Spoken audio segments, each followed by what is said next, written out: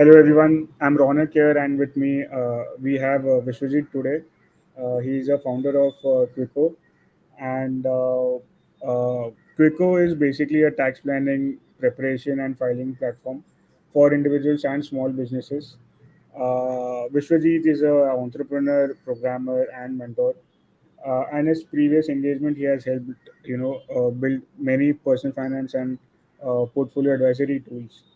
Right? And since it's four right now, we'll just wait for 1 or 2 minutes, and we'll allow more people to join in, since today's session is going to be very interesting, and uh, even for many financial professionals, even today, tax filing is one thing that you know uh, troubles in the back of mind, right?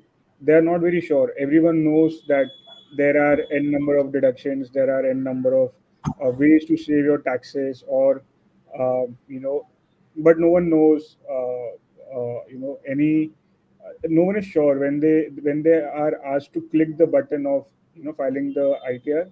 No one is very sure, right? Because then you don't have any system to check if you're doing something right, and that is where technology comes in. And Upstox being a tech company, we like to partner with other tech companies which enable financial literacy, which not only includes your personal filing your, I mean finding your personal finance, or things like that, but other complex financial stuff like tax planning, which is also a very very important uh, tool. So I see that 150 people have joined. Um, we'll just ask Vishwajit to spend 1 or 2 minutes to speak on Quicko, and then probably we can start the session. Over to you. Awesome, Ronak. Thank you very much. It's a Saturday. I'm sure people have plans who would like to spend time talking about taxes, but let's hope we will make it fun and interesting. Along the way, share few tips how to do your taxes this year. 31st July is the due date if audit is not applicable. It's around the corner, and millions of people will be filing their taxes. So um, let's hope we take away few things from today's conversation. So I think while we are waiting for more folks to join, I'll very quickly introduce Quicko and then myself. So Quicko is an online text platform or one-liner pitch. Oftentimes after Shark Tank, a lot of people ask one-liner pitches, right? So our one-liner pitches, we help individuals save, pay, and file taxes. Um, Now that itself is a giveaway, right? Oftentimes, whenever we talk about taxes, people talk about tax filing. However, tax filing is just a reporting activity. It's everything that has happened in the financial year, all the important financial events. You're going and reporting it to income tax department, just making sure you're disclosing all your income sources and paying any outstanding tax dues on it. If government owes you money, then you are reclaiming them as refund, right? However, what happens is by the time you file your income tax return, the financial year has already ended for which you are filing your income tax return. So oftentimes we hear from customers, taxpayers like you, is that it's already too late by the time you are filing your taxes to save any taxes, to plan taxes better.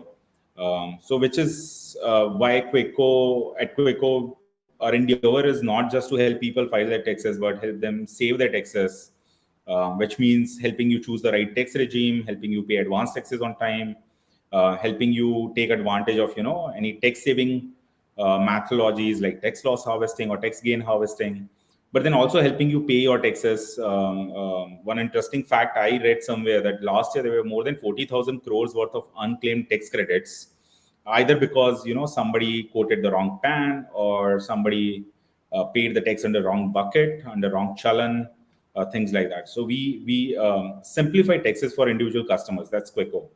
Now, as for myself, I am a founder here at Quicko. I've been running Quicko for like last 8 years, and a lot of you would like to hear that I'm also somebody who has been investing, trading in markets for almost 15 years now. I've started my first job at Fidelity Investments in US. Although I'm an engineer, I've loved finance all my life, and that's why, wherever there is a fusion of finance and technology, I love to jump in. Texas is one such problem statement, right? If you talk about personal financial planning, of course, wealth generation through investments is one way to do it, but wealth preservation through tax planning is another great way to do it. So I think, Ronak, if you think we have the audience and we can start, I'll start the presentation. Yes, we can start. We can Sounds start. good. Yeah. All right, cool. So what I'm going to do is I'm going to divide this evening um, into, let's say, three parts. In the first part, I'm going to talk about common questions, common topics when it comes to taxes for investors, traders. Then I'm going to show you how you can use Quicko to do your taxes. I'll also answer few frequently asked questions around using income tax department utilities and doing taxes there as well. And then hopefully in the last part, we'll be able to take few questions from audiences. If you have questions, please put it in the chat section. I would love to take as many questions as possible. We have good, 45, 50 minutes to go through the presentation, and then we'll do the Q&A. So I'm going to share my screen. If you can please give me a thumbs up if you are able to see my screen.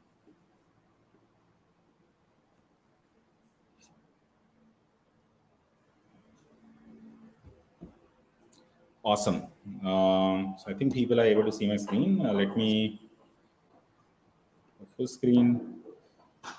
And I think we can,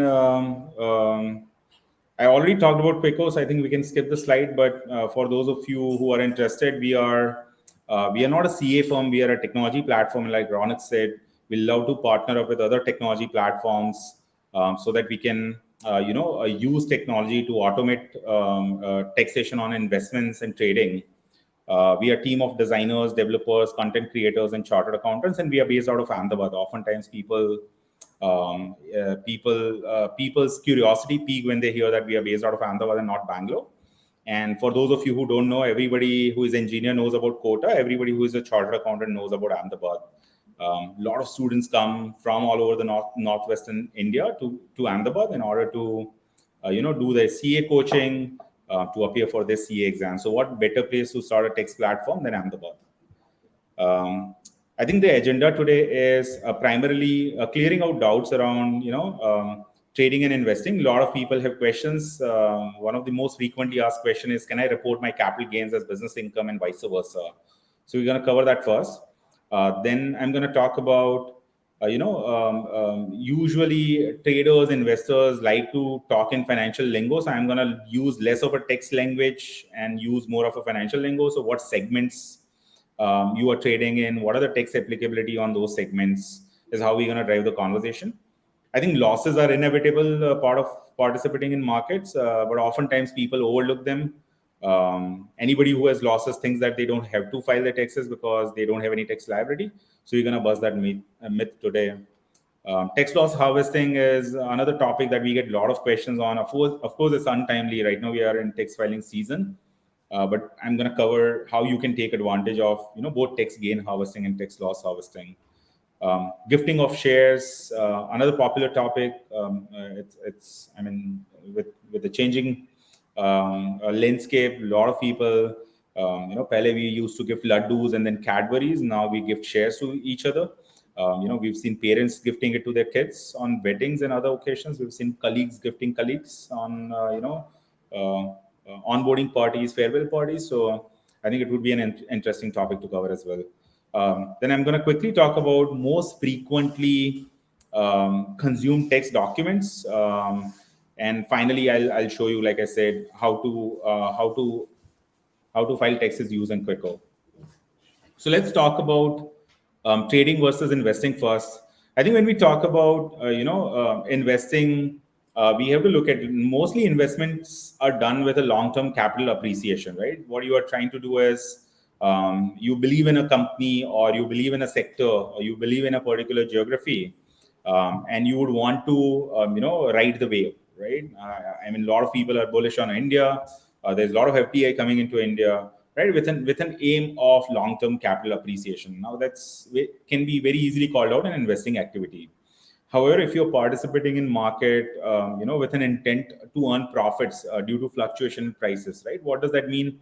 There are a lot of macro and micro financial events happening, and if you are looking to take advantage of it, then it's logically considered trading, and under Income Tax Act, it's treated a little differently, right? So somebody very nicely said to me, if you when you are getting into a position, if you don't know the exit date, then it can be considered investing, and if you know the exit date, then it can be considered trading. I think that's a good way to go about it. I know if you talk to chartered accountants, this is very important. If you report an investing activity as a trading activity or vice versa, and if your income tax returns go into scrutiny, you will have to prove that why your intent was trading versus investing. So what I would say is, identify what you're doing is either investing or trading, and then stick to it rather than changing the treatment every year.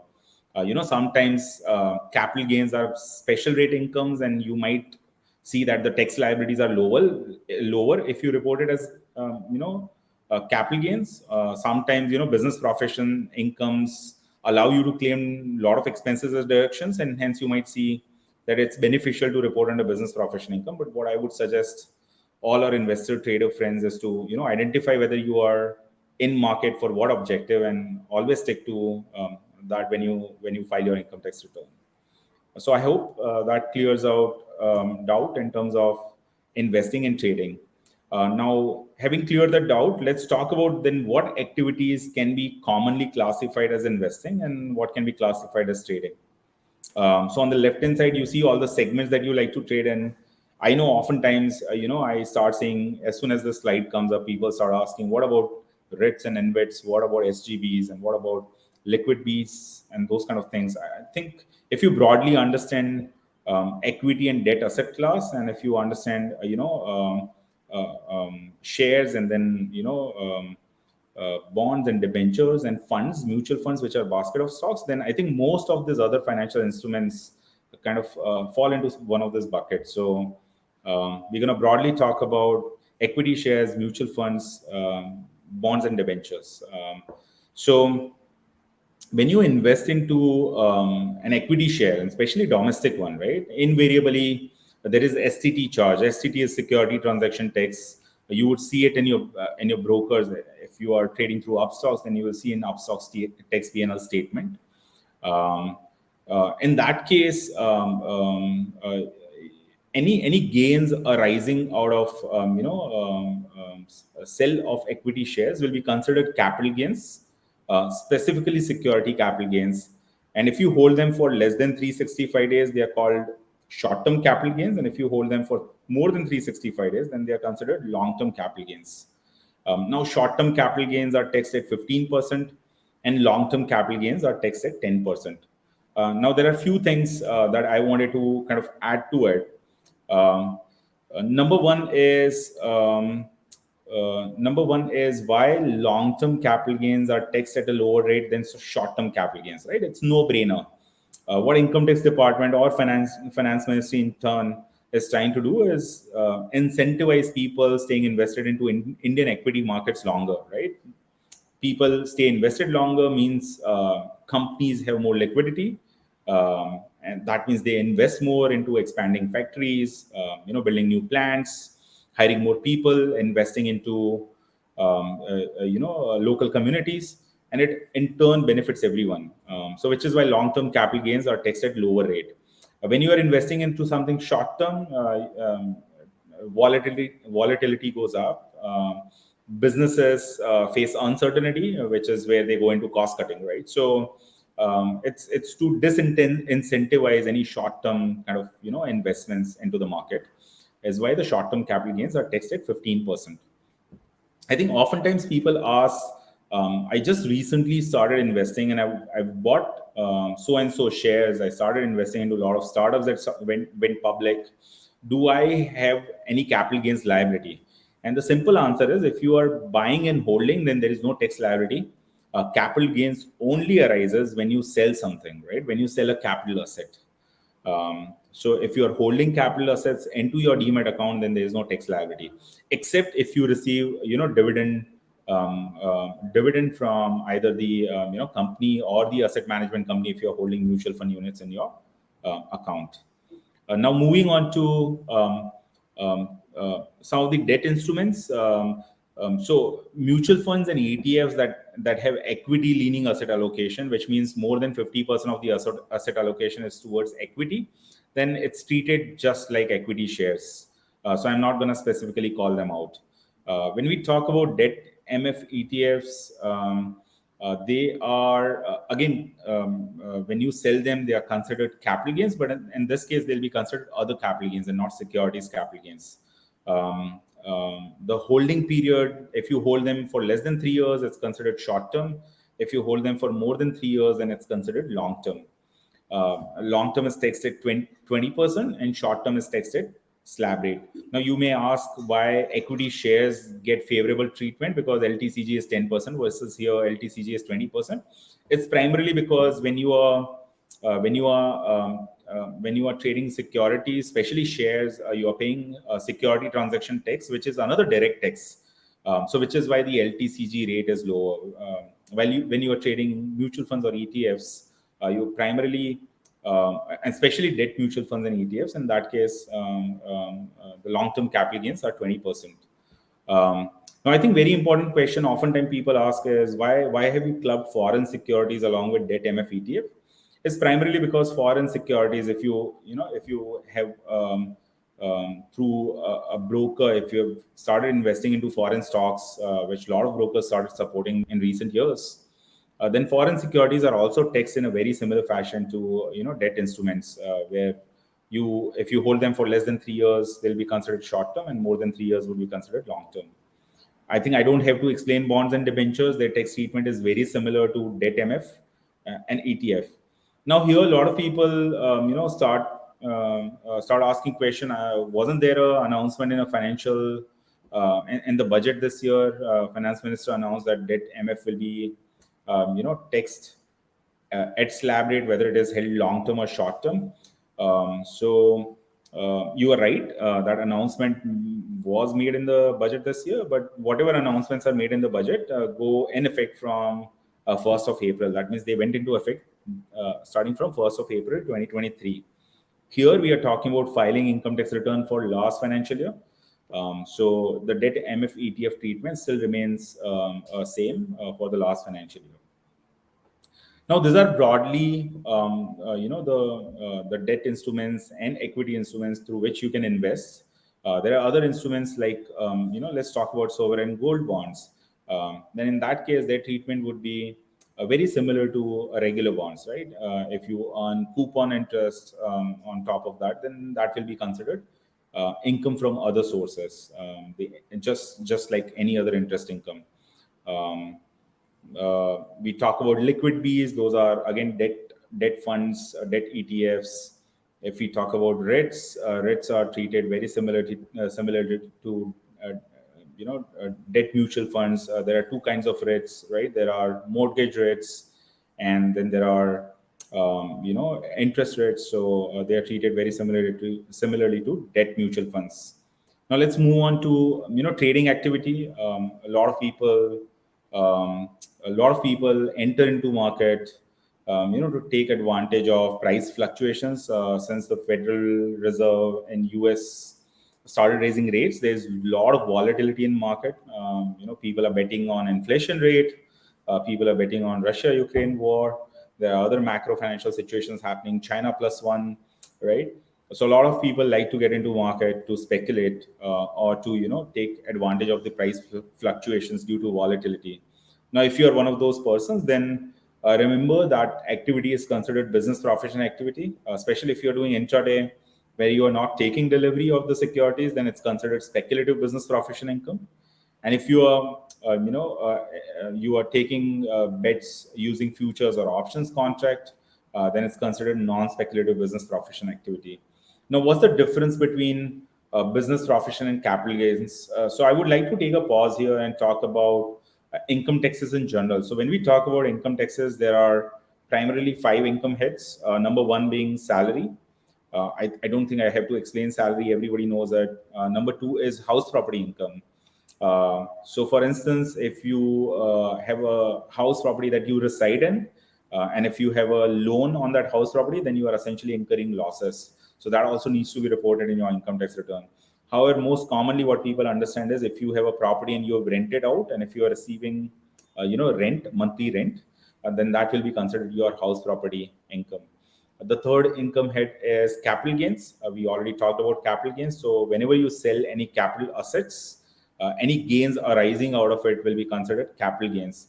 So we talked about security capital assets here, but you could also be, owning, let's say, house property, agricultural land, a commercial property, and if you sell it, then that would also fall into capital gains. It will be considered real estate capital gains.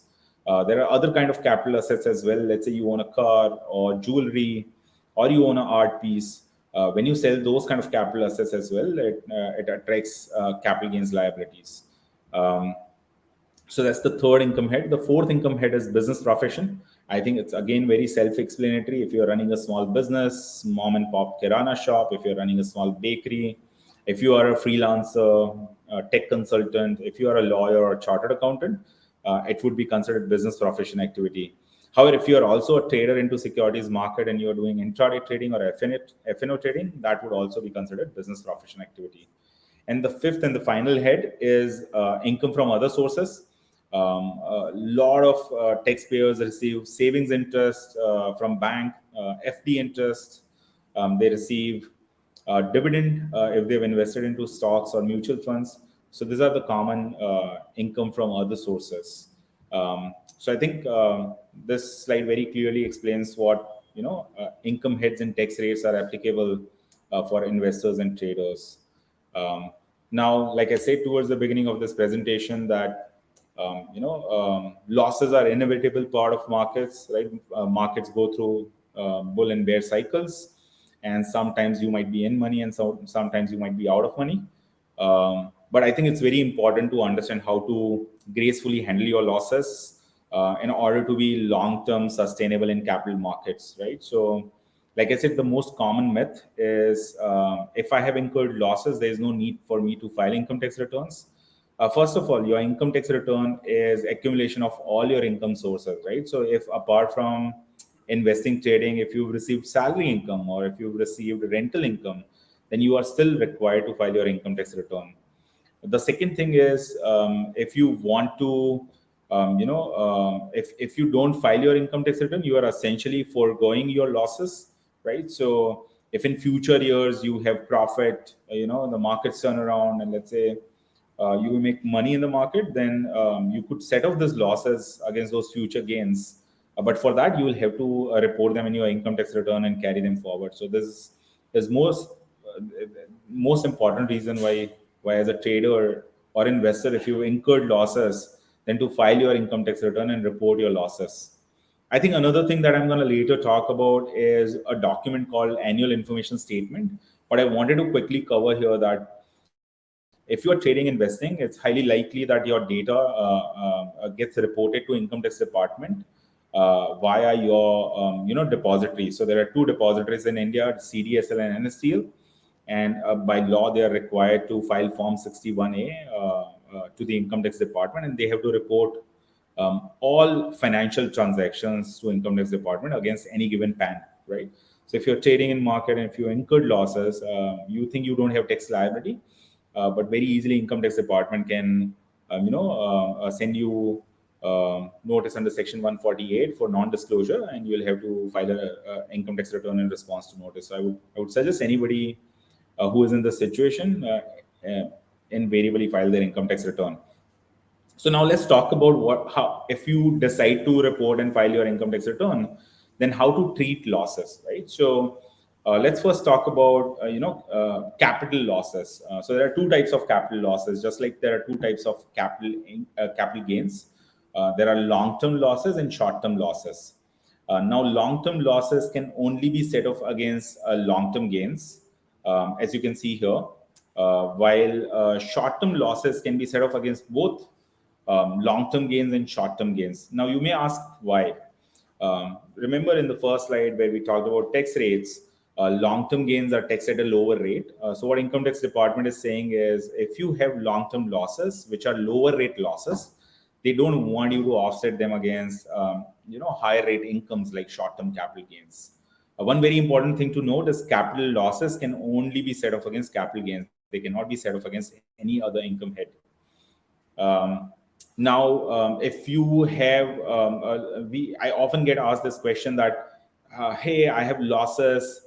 Can I not set them off and just carry them forward? The simple answer is no. You have to first set them off against any current year incomes, and then remaining losses can only be carried forward to future years, right? If we talk about any losses arising out of non-speculative business income, which is primarily futures and options, then the losses can be set off against any income head except salary. Now you may ask why business losses cannot be set off against salary. It's obvious. I mean, those are two contradictory activities. If you allow that, then half of India will say I've earned salary, but I've also incurred losses in my business, and hence I'm not going to pay taxes on my salary. So those are two different nature of activities, nature of incomes, and which is why business losses cannot be set off against salary income. However, business losses can be set off against other capital gains, can be set off against house property income. So if you have rental income, you can set off business professional losses against it.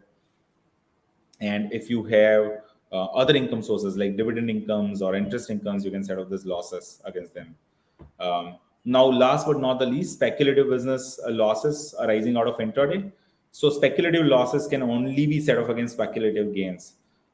Hence, the question arises that, hey, if I have speculative losses, how can I have speculative gains in the same year?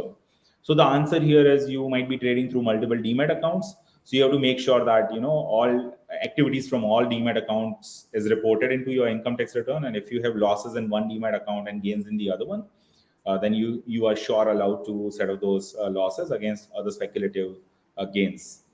Now, what if you have losses and you don't have enough incomes to set them off against? Then income tax department permits something called carry forwarding of losses. In case of capital losses, you can carry them forward for 8 years. Same is for non-speculative business losses. However, for any losses arising out of intraday, can only be carried forward for 4 subsequent years. Another common questions that I get asked very frequently is if I have losses in previous years and I've filed my returns and I've reported those losses, do I have to file ITR 2 or ITR 3 and report those losses in order to be able to carry them forward? Then the answer is no. You will only file ITR 2 and 3 when you want to kind of set off those carried forward losses against current year incomes. Let's move on to tax loss harvesting. This is a tricky topic. Oftentimes, I hear that it's not completely permissible. Anybody who says that is partially right. In U.S. Jurisdiction, there is a rule called wash sale, which requires that if you sold any securities and repurchased it within 30 days cooling off period in order to take a tax advantage, it's impermissible. However, it's not explicitly prohibited in Indian Income Tax Act. If you have, let's say, gains arising out of long-term gains arising out of investing into stock markets, then up to 1 lakh capital gains are completely exempt from taxes. And we see a lot of a lot of investors kind of sell off their positions in order to realize those gains up to 1 lakh, which essentially is a tax-free income, right? What tax loss harvesting, contrary to tax gain harvesting, what tax loss harvesting is, let's say you have any realized gains for the financial year, and let's say you have unrealized losses in your portfolio. What you could do is simply realize those losses and then reacquire those positions. Now, what this does is it when you realize those losses are offsetted against any taxable gains, and hence you are reducing your tax liability. And by reacquiring those positions, either in T+2 settlement manner, you are regaining your portfolio allocation. So this is something mostly traders, investors, we see investors, traders do during month of March. Um, so I think that's tax loss harvesting. We'll talk more about it in our future videos. We plan to engage with Upstox audiences frequently, and we will take up similar kind of tax topics as in when we get to things like advanced taxes. We're going to talk about investment declarations to your employers, and then finally in Jan, Feb, March we'll hopefully talk about tax planning. um, Gifting of shares, like I told you towards the beginning, it's something that we see all technology enabled brokers are supporting. In fact, CDSL and NSDL were the first one to enable brokers to support it, and now we see this feature available, mostly available in the tech enabled broker ecosystem. Now, when we talk about gift and taxability of gift, we have to remember two important things. First is the amount of gift, whether it is less than 50,000 or greater than 50,000. And second, whether the receiver is a relative or not relative, right? So if we read the table now, I think it will be very easy to understand. So when the gift amount is less than 50,000, it's not taxable. It's never taxable to sender, first of all, right? When you are sending gift, you don't have to pay any taxes on it because you haven't sold it and you don't have any P&L, right? But when the receiver receives it, if it's less than 50,000, it's completely exempt. However, if the gift amount is greater than 50,000, then you have to see whether receiver is relative or not. If receiver is relative, and here when we talk about relative, we are mostly talking about blood relative, or we are talking about spouse. So in that case, it's completely exempt. There's no tax liability on receiving gift if you are relative, even if it's greater than 50,000. However, if it's not relative, right? And here, what are we talking about? We are talking about corporate gifts. We are talking about friends gifting friends, colleagues gifting colleagues, employers gifting employees. A lot of time in order to promote products, a lot of businesses gifted to customers.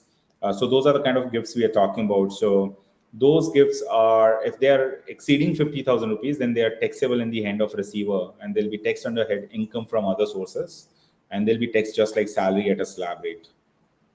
So now oftentimes people ask that, as a relative, my parents gifted me shares. They are not taxable, but when I sell them, what happens then? So when you sell them, you will have to pay tax on it. At that point, there'll be a liability under capital gains, and you will have to essentially take the original purchase price when your parents bought it, or whoever gifted you bought those shares, and whenever you sold, and the price difference is essentially your capital gains. When you receive the gift, it's not taxable from relative, but when you sell those shares, it becomes taxable. Now, I frequently get asked this question that, what if I transfer the tax liability by gifting shares? And like I said, with everything income tax return, you have to be prepared to, through documentary evidence, prove so, right? So if documentary evidence suggests that you just transferred shares to your spouse's account or parents' account, you sold them there, and whatever sales proceeds you transferred back to your account, then assessing officers have authority to attach those incomes to your income tax returns.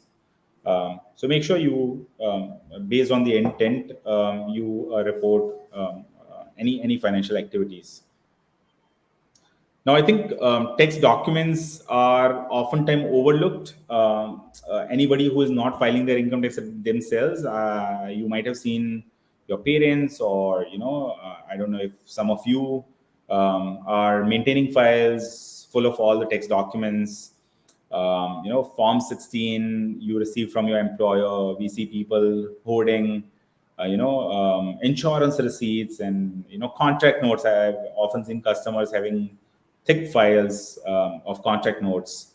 So it's very important to understand text documents, and which text documents are important and which are not. So I think let's talk about some of them here. I'm not going to spend a lot of time on Form 16. It's a document that all employees in India receive from their employer if TDS was deducted.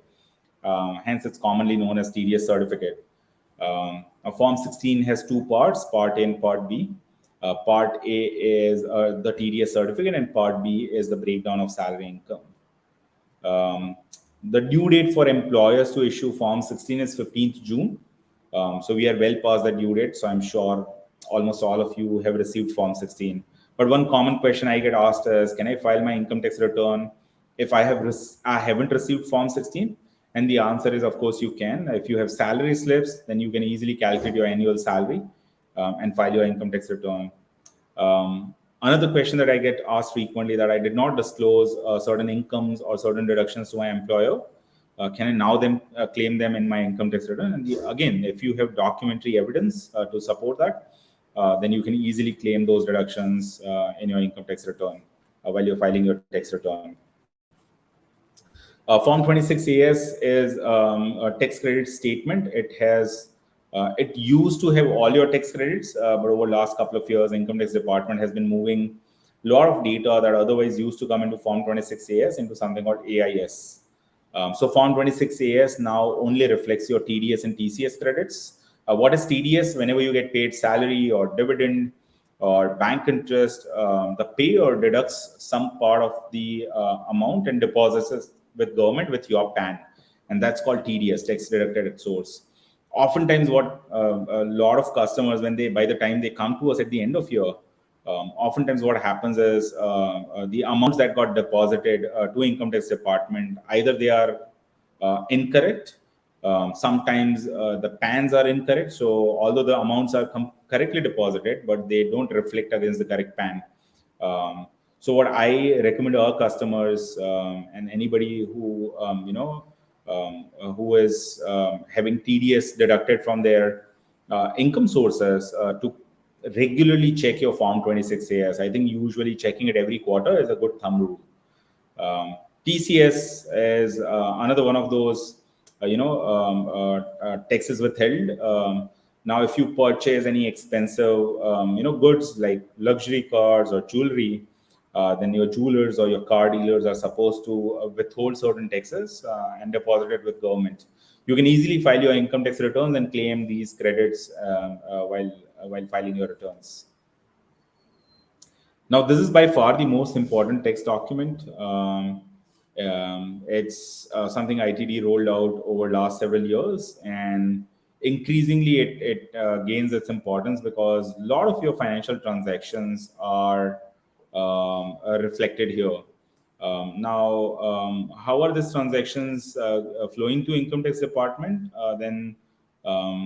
Then a lot of financial institutions, including banks, depositories, AMCs, are required to file annual information reports, as they are called, commonly, through Form 61A. And where they have to report, all the transactions against specified PAN or specified account numbers. It can be demat account number or a bank account number. Now that's how your information flows to income tax department, and it reflects in your AIS. Now, what's the goal? I think what income tax department is trying to achieve is, if all your information is already available with income tax department, the act of filing income tax return is just verifying all your information and approving off of it, right? I think it would be a great day if we can get to that place. What today happens is, while AIS does contain a lot of your financial transaction, but it doesn't have the whole context. I'll give you a few examples. Let's say you purchased mutual funds 3-4 years ago when AIS wasn't in effect, and now you sold them this year. Then while your AIS captures the sell transaction, because it doesn't know about the purchase transaction, it might incorrectly calculate your capital gains, right? So while you should use AIS as a kind of a general compass to make sure all the information that's present in AIS is reported in your income tax return, I wouldn't blindly follow AIS because we see a lot of discrepancies. I think as the income tax department makes more progress on technology front and connects data sources more accurately, we'll start seeing AIS become an even more important document. Um, Now, capital gain statements is very relevant document for our audiences. You can download your capital gain statements from your broker. But what happens is if you are investing through multiple demat accounts into mutual funds, then probably the RTAs are the best place to go. RTAs are essentially registered transfer agencies, and there are several RTAs, CAMS and Carvi being two of them. So you can go to CAMS or Kavi and you can download your capital gain statement from them using your folio numbers. Um, Contrary to capital gain statement, you can download your tax P&L statement from your broker. You can do so from Upstox as well. We work very closely with our broker partners who continuously improve the P&L statements, make sure that they accurately reflect all the transactions. The FIFO settlements are done accurately. Corporate actions are accounted for. We make sure that all the transfer expenses that you've incurred are reported in your tax P&L statement, so that act of filing income tax return can be drastically simplified. Now, tax P&L statement mostly includes all your trading activity, and remember, because it says P&L, which means profit and loss statement, it obviously has any sale transaction that occurred during the financial year, right? If you have any unrealized losses or gains, probably tax P&L statement is not the right place to look for.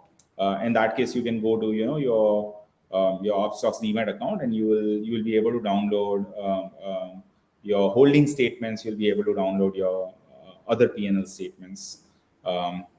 So the tax P&L statement is single most important document when we talk about investor traders, and especially when we talk about filing your taxes using Quicko. Because what we've done is we have integrated with all major brokerages in India. So as a trader investor, you can seamlessly authorize Quicko to connect to your Demat account and import your trades.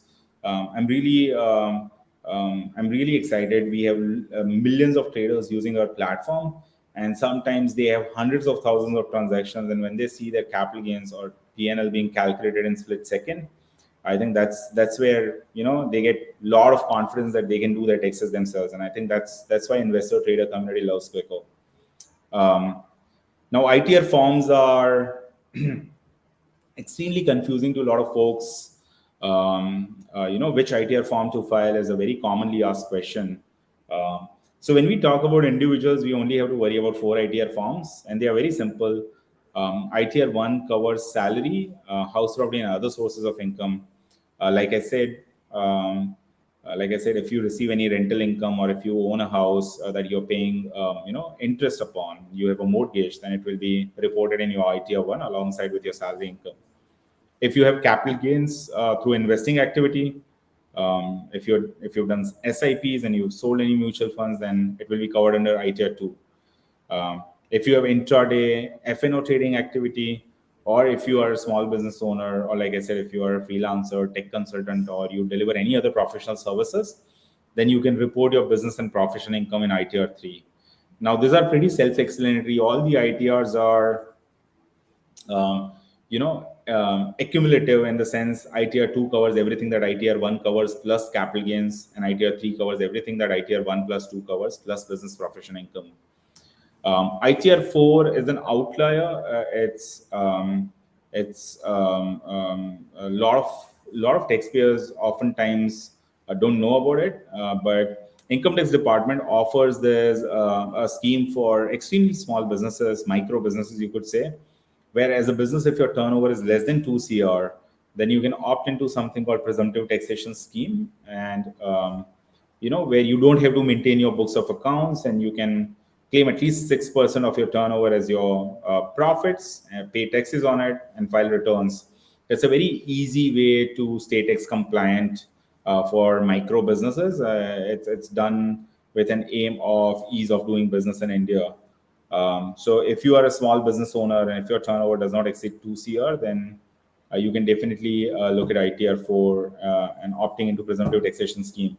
However, for investor traders, oftentimes, if you want to kind of report and carry forward losses, then that's something you won't be able to do under presumptive taxation scheme.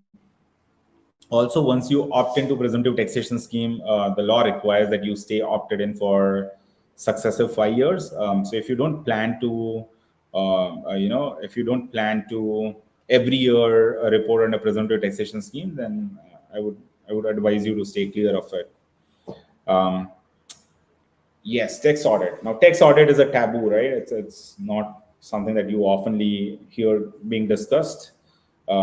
It's because there are strict guidelines around it, right? But as a tech platform, what we do is the Income Tax Act very clearly lays out the requirements when the tax audit is or not applicable. And so, what we do on our platform is by looking at your income situation, we can very easily our algorithm can recommend whether tax audit is applicable or not. And every week I spend most time answering customers question that, hey, my chartered accountant said it's applicable, you are saying it's not, or vice versa. And in that case, like I said, we are a tech platform. We ascertain things based on data that is available to us. But your chartered accountant can always um, look at it more extensively, more closely by analyzing your past income tax returns and things like that, and can be more accurately be able to ascertain. But customers love this feature. It very clearly helps them understand whether they have to get their books of accounts audited or not. So now, what is audit? First of all, now tax audit is a very simple act. Like income tax department or finance ministry has vested authority into chartered accountants that on behalf of government they can verify your books, right? And in the sense, are you reporting your income sources and expenses accurately? Do you have all the documentary evidences to support it or not? Are your assets and liabilities correctly reflected in your balance sheet or not, right? In a nutshell, tax audit, as the name suggests, is an act of verifying your books of accounts. Now, for trader investor, these are the simple rules when tax audit is applicable. When your turnover is greater than 10 CR, irrespective of profit or loss, tax audit becomes applicable, right? Because you're not a micro business anymore, and a government wants to look at your books of accounts more closely to make sure every tax dollar, every tax rupee is accounted for. If you are a business where your turnover is between 2 crore and 10 crore, then tax audit is not applicable whether you incur profit or losses. While your turnover is less than 2 CR, then you have to look at few conditions. Number one is if your profits are less than 6% of your turnover, and you have, like I said, if you opted out of presumptive taxation scheme prematurely, then tax audit does become applicable. Um, if your if your profits are greater than 6% and your turnover is less than 2 crore, and you have never opted in or out of presumptive taxation scheme, then tax audit is still not required, right? Now, with traders and investors, what happens is their books of accounts are their ledgers are automatically maintained by brokers. You can download your trade books, your P&L statements from your broker, and your turnovers and everything is calculated in your tax P&L statement. Your income can very easily be determined. Taxable income can very easily be determined because brokers also give you the statement of all the expenses. If you enter all that information on our platform, it will very easily be able to recommend to you whether tax audit is applicable or not. I think oftentimes people ask, "Hey, Vishwajit, tax audit is applicable even when the turnover is between 2 crore and 10 crore." So in that case, I think we are talking about mostly offline businesses where there are a lot of cash receipts or cash payments, right? So if cash receipts or cash payments exceed 5% of your total turnover, then tax audit is applicable even when your turnover is greater than once a year. However, we are talking about traders, investors here. We mostly trade through our bank accounts. We don't have cash transactions, so I wouldn't worry about that particular provision of Section 44AB. Um, Now, I'll very quickly show you how you can use Quicko to do your taxes. Remember, 31st July is around the corner. There's also a late filing fees, so to speak. If your taxable income is less than 5 lakh rupees, then it's 1,000 rupees. If it's more than 5 lakh rupees, then it's 5,000 rupees. If you haven't already assessed your tax liability and paid any outstanding tax dues, then there's also like interest penalty under section 234 ABC. So please make sure you file your income tax return before 31st July. If audit is applicable, however, then in that case, the due date to file income tax return is 31st of October. So let me very quickly show you how you can use Quicko to do your taxes. So I'm gonna use my Demat account and my profile to show you very quickly how you can do your taxes. Let me know if you are.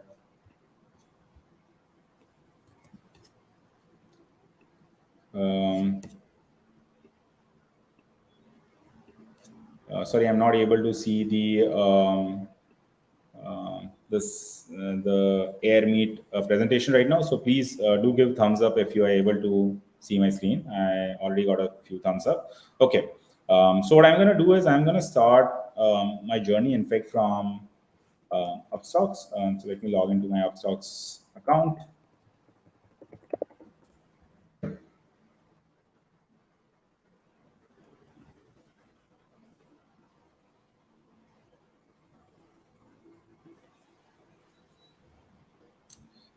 If you log into your Upstox account and if you go to the report section, then you will be able to navigate to profit and loss. And when you navigate to profit and loss, this is where you are able to download your tax reports. And right here, you will see an action to start your tax filing journey with Quicko Upstox integration. So what we've done here is, like I said, Upstox and Quicko being tech-enabled platforms. What Upstox has done is, of course, with your consent, you can share your P&L statements with Quicko. We programmatically access it. We crunch your data. We categorize all your trading activity into the segments that I talked about. We calculate your P&L, we calculate your capital gains, and we report them accurately in your income tax return. Now, what this does is, if you were to do this on offline or through income tax department utilities or through a chartered accountant, you would essentially have to download this tax P&L. You'll have to provide it to them. They'll have to painstakingly enter all the data. Some of you might be frequent traders or investors and may have, if not thousands, then hundreds of transactions. At that point, it becomes really expensive to get your taxes done because somebody will have to enter all that data into your income tax return. So that's why traders, investors really love it. So I'll very quickly show you how this works. So by clicking on the Quicko CTA, you'll be redirect. I'll have to authorize by giving consent. So let me do that. And as soon as you do that, it automatically redirects to Quicko. Now your Upstox account is connected with your Quicko accounts. If I go here, you can see of all my broker accounts, several accounts are connected, but my Upstox account is also connected in my income tax return. So we support all these brokers, and that's why customers love it. Today we are integrated with 13 out of 15 largest brokerages, and we are continuously striving to integrate with more brokers so that you can easily bring your data. Now, remember, I told you towards the beginning, what as engineers, what we do is we challenge the first principles, right? And when a lot of customers who were coming onto our platform to file their taxes, and we saw that they hadn't paid advance tax or they haven't disclosed all their deductions to their employers, and hence additional TDS was deducted, or they are opted into wrong tax scheme. We felt that filing is important. We have to simplify it, but what's more important is to help people plan their taxes, right? So when you go onto Quicko, you'll immediately see that there are two sections for the current financial year. You can plan your taxes, and for the current assessment year, you can file your taxes. Right now, 31st July is the due date, so I'm going to focus on filing my taxes. So if you go to Quicko, on the left hand side, you will see the navigation panel that will this broadly covers all the different information that you have to report in your income tax return. A simplest income tax return requires about 150 data points. But where Quicko really outshines is we have integrated with lot of sources, including your tax accounts, your brokerages, your investment platforms. We are beginning to integrate with banks and crypto exchanges with a view of letting you easily import your data, so you don't have to manually type it in. So let's say I have some incomes already imported in my income tax return. What people really like about Quicko is the capital gains section, right? You can import your capital gains in three easy ways, but the easiest one is importing it from your broker. So I'm gonna select Upstox. It immediately identifies what all data we receive from Upstox and what the data feed does not include bonds and debentures. However, we see very small number of customers have bonds and debentures in their portfolio. It's primarily used by businesses, to manage their cash as part of treasury operation. But we've recently started seeing a lot of bond platforms where individual investors can also very easily invest in bonds. So if you're bond and debenture, if you're invested into bonds and debentures, if you've sold any of them, then please do make sure that you additionally report that data. But here I'm going to click on continue, and this is where Quicko is connecting with your Upstox account and importing data. So this is my test account. I may have few test transactions here, and Quicko already determined that these are one of the transactions is long term, another one is short term. It categorized my investing activity into different buckets, into shares, ESOPs, MFs, bonds, debentures, and debt MFs. It also shows me summary up top here.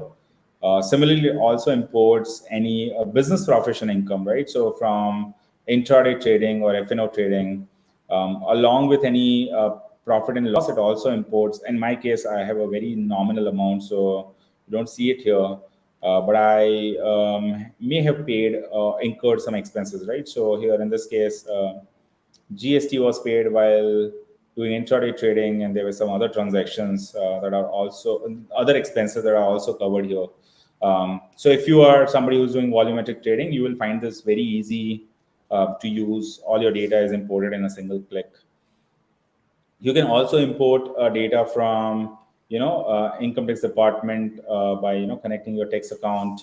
You can review your tax computation and file your income taxes directly from Quicko. I think if you are looking to file your income tax returns in next few weeks before 31st July, so do check us out on quicko.com. We also have a pretty awesome mobile app called Glide by Quicko, so you can find it on both iOS and Android app stores. Once you have imported all the information, you can head on to review, where we'll show you your tax computation. You can easily download the tax computation report, show it to a friend or an HR at a workplace or a chartered accountant that you have previously worked with. And after that, you can e-file your income tax returns. Most of our users end up filing their taxes in under half an hour. But sometimes you might have exotic situation, right? You might have ESOPs or RSUs, or you might have change jobs and things like that. So Quicko also has an online tax advisory. We call it Meet. So by pressing this SOS button top here, you can immediately take advantage of our online tax advisory. You can book a slot with one of our chartered accountants. And we have awesome team of chartered accountants who will using our product explain to you your financial situation, your income situations, but also file your income tax return. It's a great way to get your taxes done. I think that is broadly that broadly covers my agenda for this presentation. I would love to take a few questions, and let's see. I will try to find it in the chat section. So please bear with me here. I'm reading the chat and trying to identify the unique questions.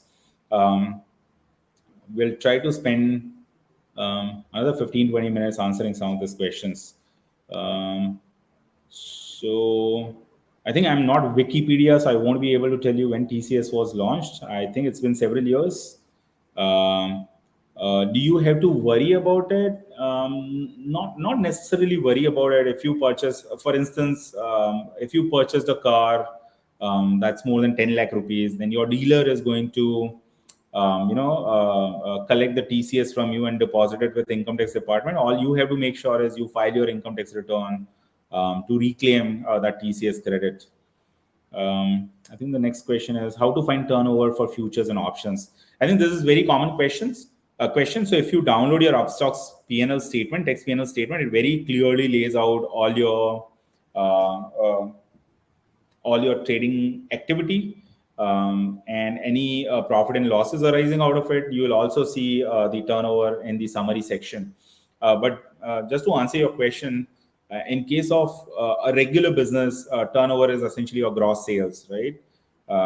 In case of a trading business, turnover is your absolute profit and loss, which means if you, let's say, incurred profit of 100 rupees and loss of 50 rupees in another transaction, then your turnover would be 150 rupees, which is the summation of absolute values of your profit and loss. So that's how futures and options turnover is calculated. There was a minor change in how the turnover is calculated for options last year when ICAI clarified through a notification that going forward, options turnover will be calculated similar to futures turnover using absolute profit and loss. Earlier, what used to happen is your sales proceeds would be added to your absolute profit and loss, and that used to inflate the turnover for options trader. And oftentimes, that would end up you falling into more than 10 crore turnover bucket, and hence a tax audit would become applicable. So there are two things happening, right? The draconian requirement to calculate turnover have been eased, and second, income tax department, finance ministry, over in general over last few years increased the limit of tax audit from, earlier it used to be 2 cr, then 5 cr, and now it stands at 10 cr. So I think that what we have seen is 90% of our customers don't have to get their books of accounts audited. um, F&O intraday losses, which income tax return should I file? Like I said, anything related to business activity, you will have to file ITR 3. If you use government utilities, then you will have to choose which ITR. But if you use online platform like Quicko, the platform that decides it for you based on your income situation. And there's very interesting question here: is Quicko free or paid?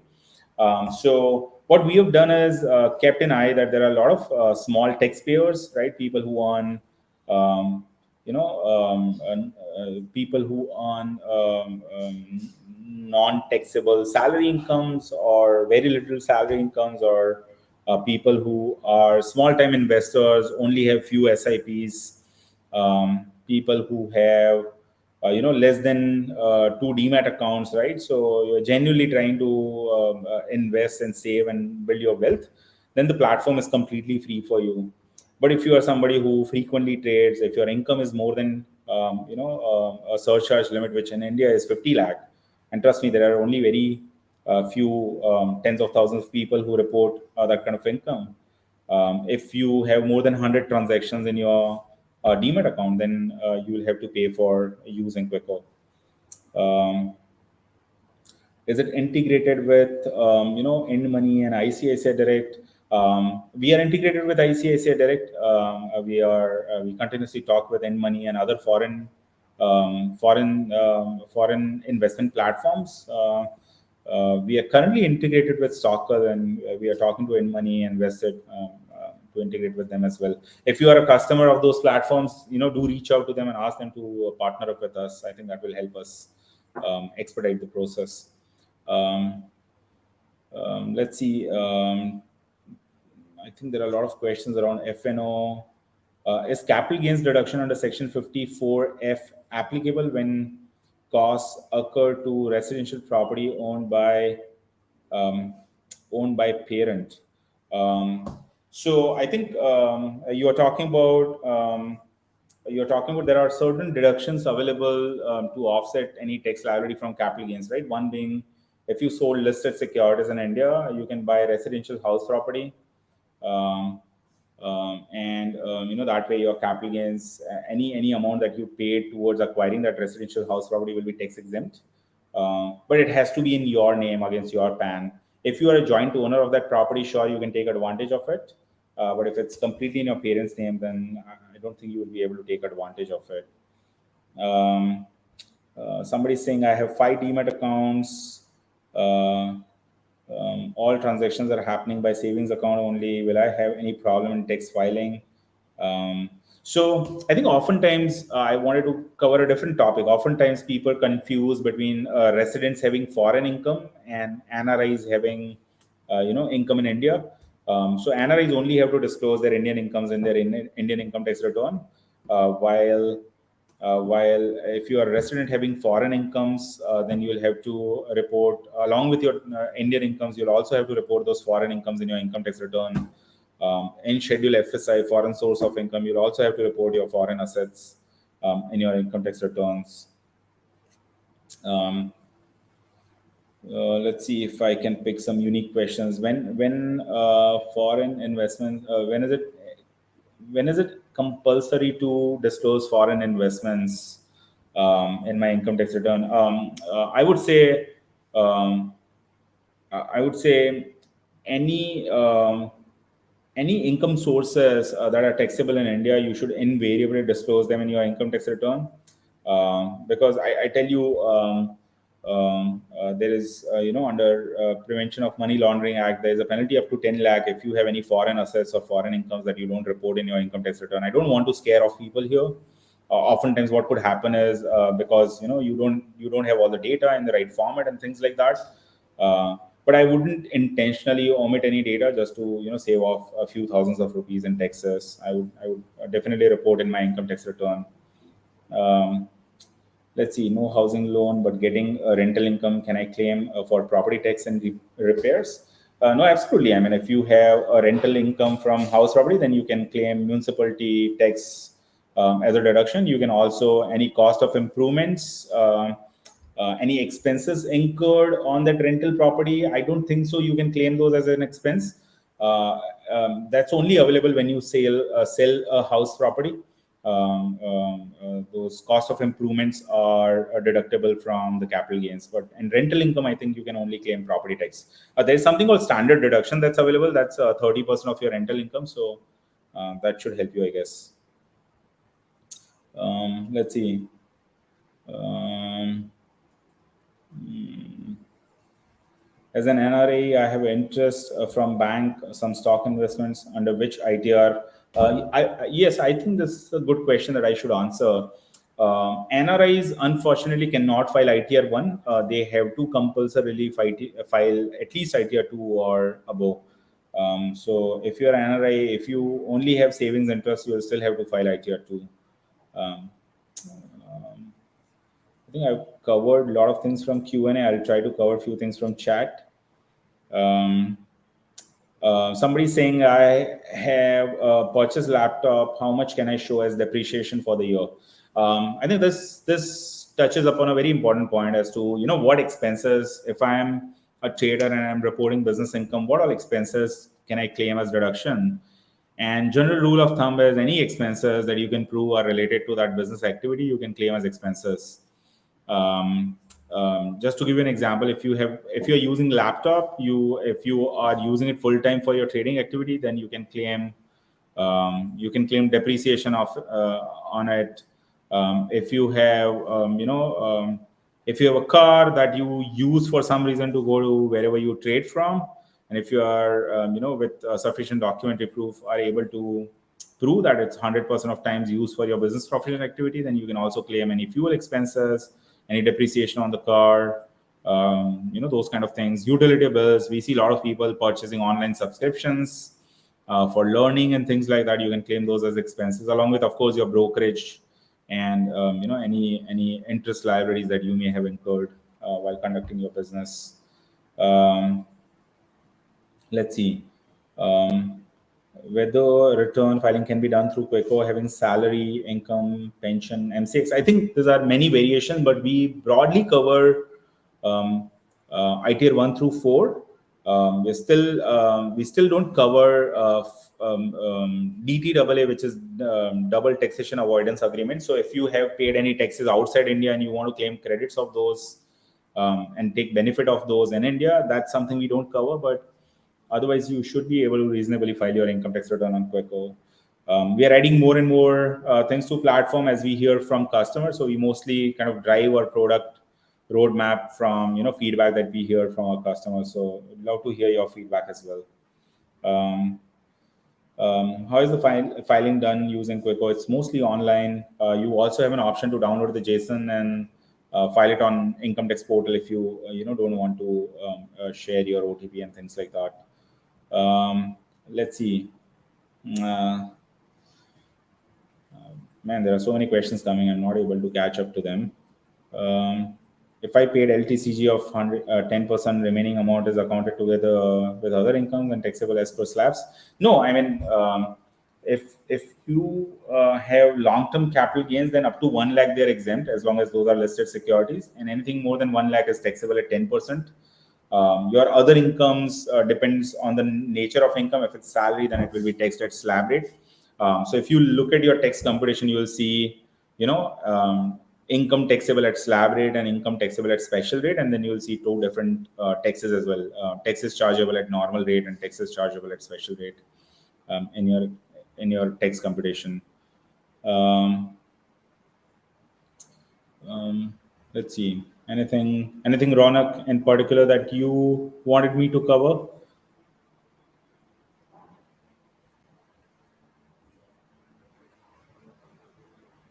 So I personally have one question also. Um, if I mean, are rules related to home loan interest reduction the same for someone who has bought an under construction property versus an outright property? Is it the can both of them claim the 2 lakh rupees reduction? So see, when we talk about house property, you have to first of all bifurcate into self-occupied or let out properties, right? I am assuming you are talking about self-occupied property, which is why you refer to the 2 lakh limit, right? There's only up to 2 lakh interest that you can claim as reduction. Now, when it comes to under construction property, you have two choices. One is if the property is still under construction, then you can divide the interest payment into equal parts and interest and principal payments into equal parts over 5 years and claim those as deduction. You can also decide to take the deduction in lump sum in one financial year. So completely depends on your financial situation, your income situation, and what would yield you the best tax benefits.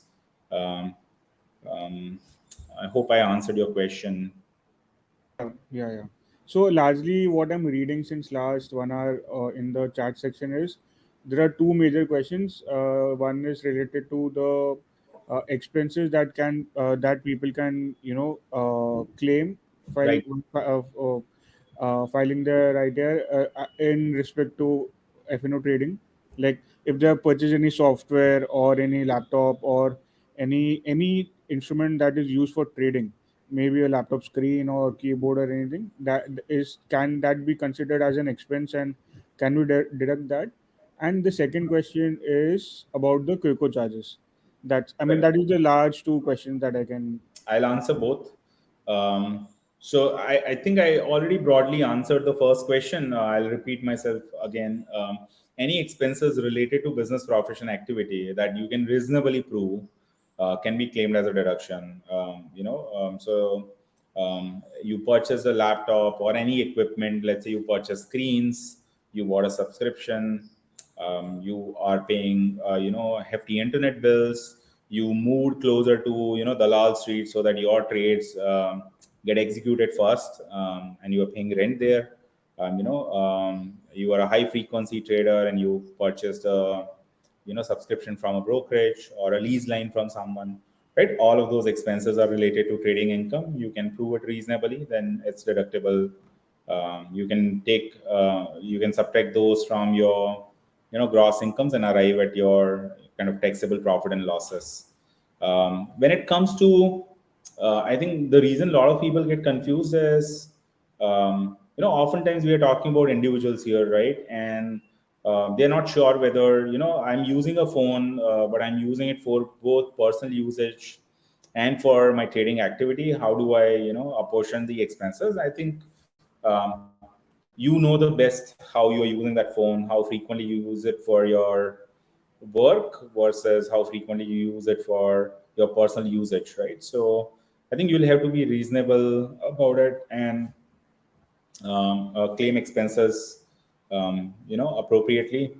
I think another common thing to understand is if you paid any direct taxes, right? Let's say you paid STT, security transaction tax, then it's a direct tax. It cannot be claimed as a deductions from your capital gains income while calculating your capital gains taxes. So that's where a lot of people get confused.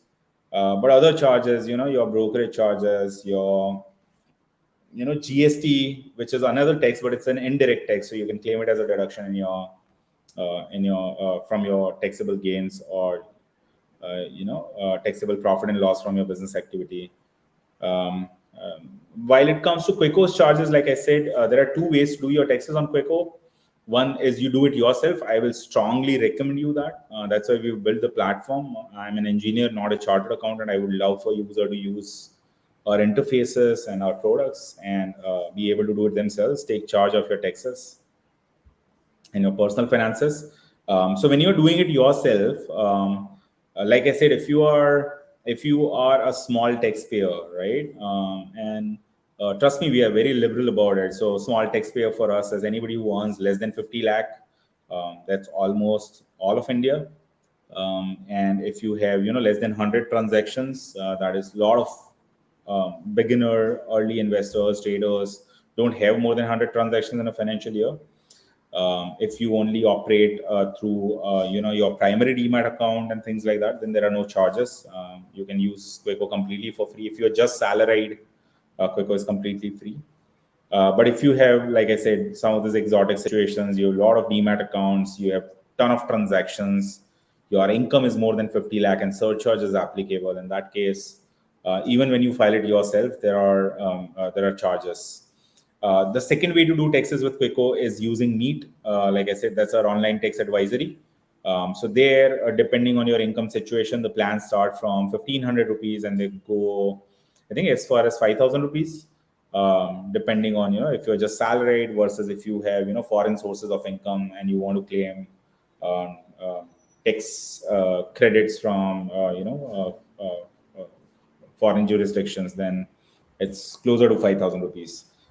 So it's still a very reasonable way of doing your taxes. The reason we've been able to do it, we continuously automate things. We make it easy even when a chartered accountant uses our platform to file taxes, we make it easy for them to um, import data, download audit reports, download tax computation reports, etc. So, which is why we are able to, we are able to offer our platform at a competitive prices.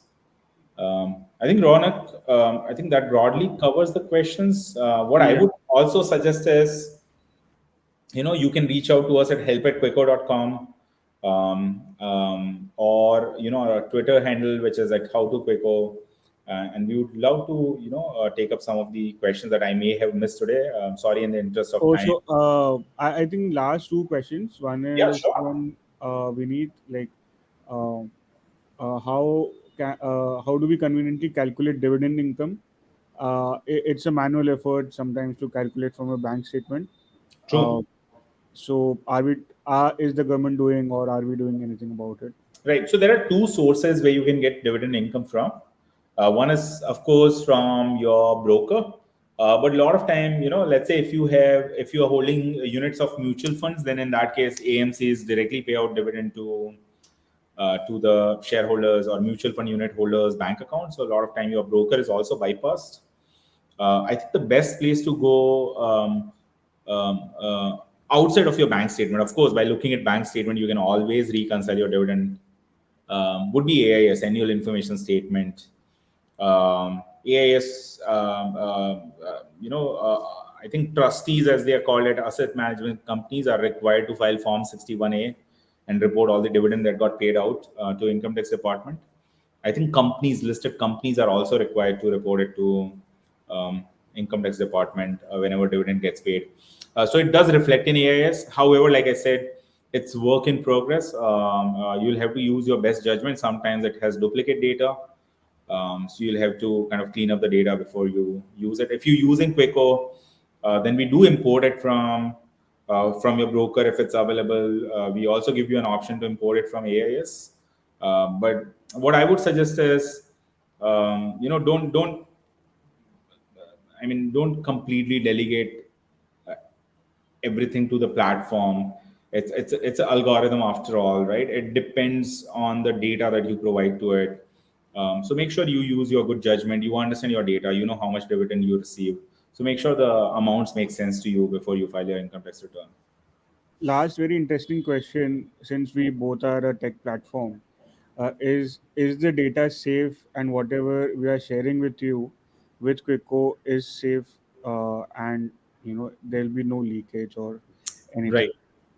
No, I mean that's a very good question. If I was if I were the user of any tech platform, this would be the first question that would come to my mind. So, as a technology platform, there are a few things.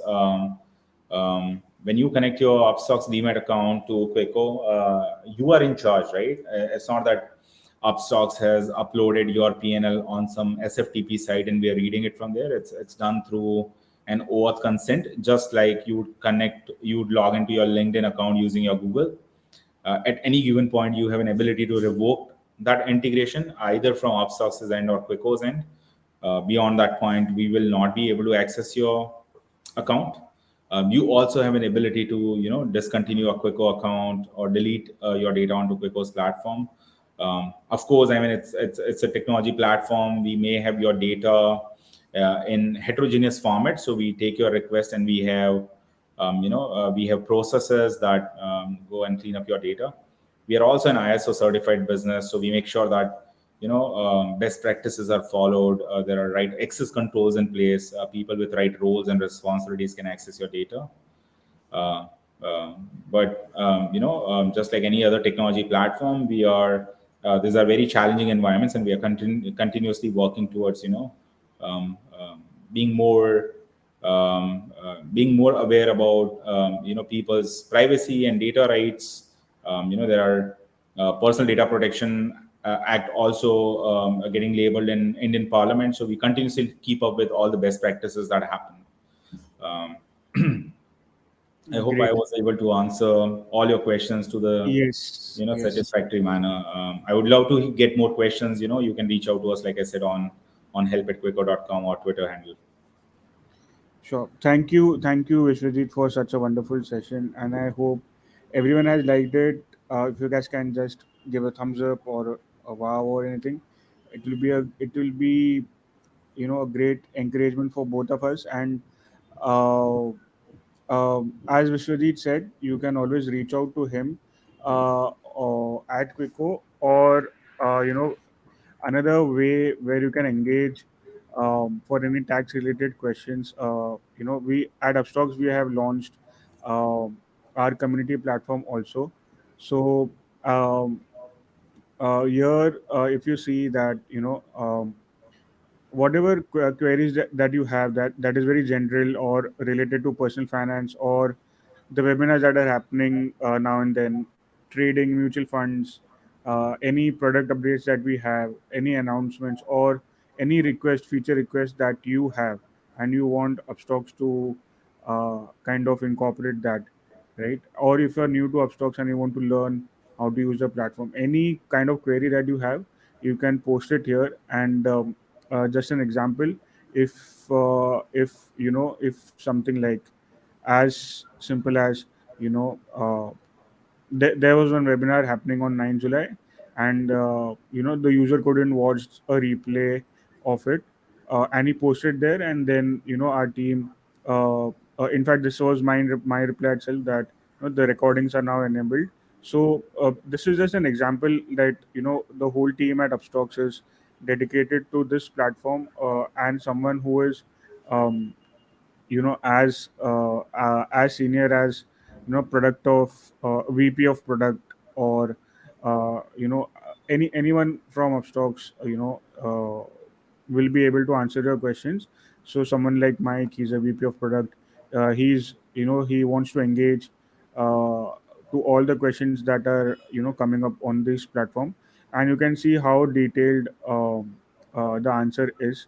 uh, so we are dedicated to financial literacy for whole of India, and that does not include only investments or trading or personal finance, but uh, even something as let's say tax filing, right? So I'll also encourage Vishwajit to probably engage on this platform. If any questions come up here, we'll reach out to Vishwajit or his team at Quicko, and probably we'll try to engage on No, this we matter. would love to. It would be great to set up an AMA thread here, Ronak. Ask me Yeah, anything thread, and my team can help people here.